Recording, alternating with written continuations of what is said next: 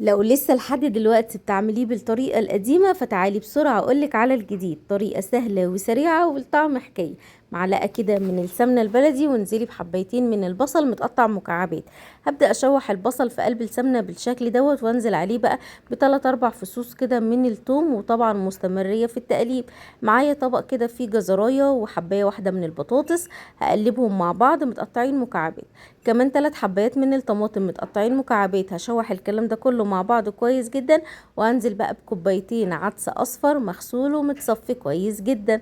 بالطريقه ديت هفضل اللي انا اقلب بقى فيه لحد ما يديني النتيجه اللي انت هتشوفيها ديت. هنزل عليه بقى بالميه، والميه هتكون مغطياه بالشكل دوت كده.